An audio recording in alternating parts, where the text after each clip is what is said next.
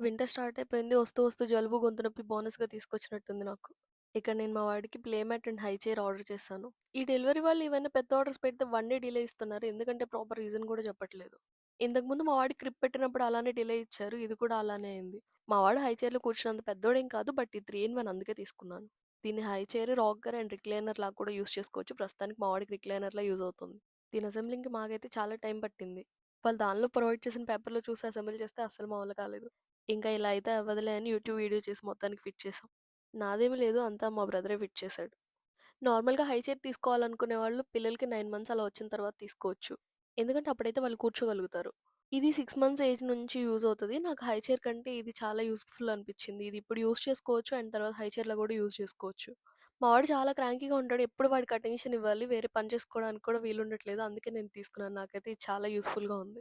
ఈ ఏజ్‌లో screen time అంత మంచిది కాదు. ఐ నో, నేను కూడా రికమెండ్ చేయను.